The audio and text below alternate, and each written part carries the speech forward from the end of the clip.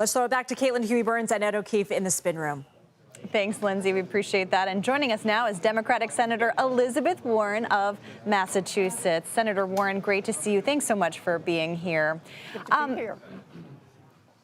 What are you, well, if you were Tim Walz tonight, Senator, how would you prosecute the case against JD Vance on stage? Look, I think that he should make the case about who he is versus who Vance is. This is contrast, right?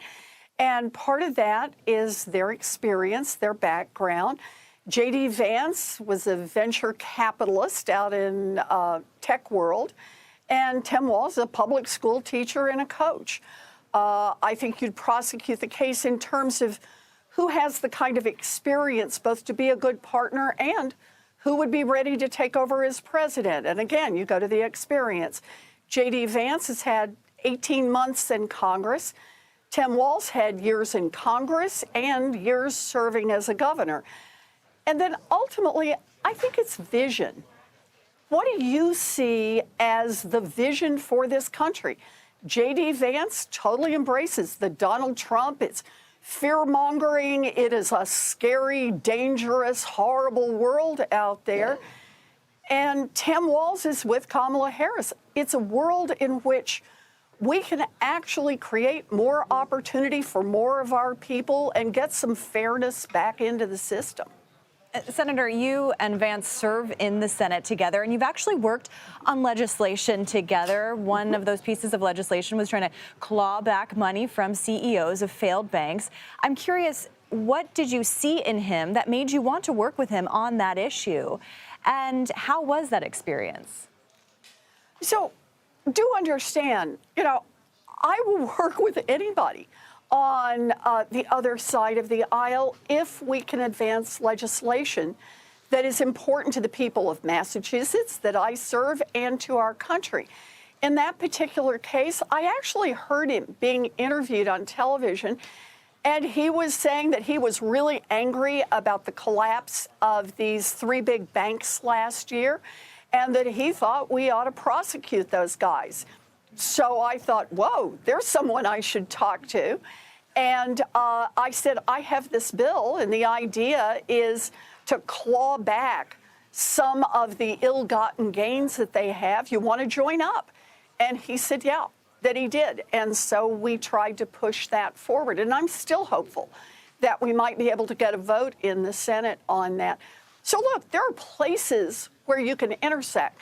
The question, though, for being Vice President of the United States is a good partner to the president and someone who's ready to step up if anything happens to the president and actually take over the duties of the President of the United States. And I believe that Tim Walz has both a better experience base and a deeper understanding of how the pieces of government work and a vision to help us build a nation that isn't just about the top 1/10 of 1%. It isn't just about the venture capitalists and private equity bros, that it really is about creating opportunity for everybody in this country. In our remaining moments with you, Senator, I wanted to get you on a few other subjects real quick. First of all, you're on the Senate Armed Services Committee. It sounds as if the U.S. military was involved in hitting back at Iran as it attempted to attack Israel today. Are you satisfied the Pentagon's telling lawmakers like yourself everything there is to know about U.S. military engagement? Any sense that more is going to have to be provided? Or should there be more thoughtful congressional debate first before any of that happens? This is an unfolding story, so I want to make sure that we have our facts straight before I make any comment on the specifics here. But I do want to say Israel has a right to defend itself. The United States helps in that defense. Benjamin Netanyahu does not have a right to drag us into a war in the Middle East. And I think it's really important that we get the bombing has to stop. We need to get those hostages back from Hamas. We need to get humanitarian aid into areas that have been bombed. And we really need to give a hard shove to all of the parties to come to the negotiating table and work out a peace plan for the region. That's how we can best serve the region and serve Israel. And Senator, just quickly, we've been talking a lot about the top of the ticket, but down ballot races, the race for the U.S. Senate is razor thin. How do you see it? Are you concerned that Republicans are better positioned to win the Senate? Look, let me start with just how important this is. If Donald Trump should take the White House, which I very much hope he doesn't, if they also have control of the Senate, this will be the next 1, 2, 3 Supreme Court justices, and this will be our entire judiciary. There will be no one to stop them. And with a Supreme Court that has basically said Donald Trump can be a king, there will be no checks on him if the Republicans are in control of the Senate.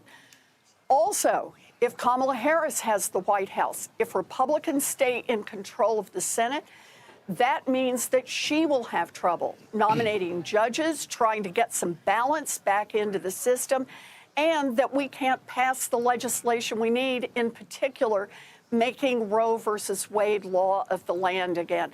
So there's an enormous amount at stake here. I like our chances because I like our candidates. On the defense, we're out there defending every seat, and I think we're doing a great job. And I just want to say, I think we've got pickup opportunities in Texas and in Florida. Anybody who's interested in those races, you know, they could use some help. Go online, take a look. Because if the Democrats can pick up Texas or Florida, if we can defend all of the seats we've got, then we can stay in the majority and we can be a good partner to Kamala Harris in getting abortion and access to IVF fully protected, in protecting our voting rights across this country, and in passing rights so that everybody is entitled to join a union. So a lot of good stuff we can do and a lot of danger if the Republicans have the Senate. Trying to expand the Senate map into Florida and Texas. We're okay with that because those are warm states and we don't mind visiting them this time of year. Massachusetts Senator Elizabeth Warren, Okay. Thank you for joining us from Boston. We appreciate it.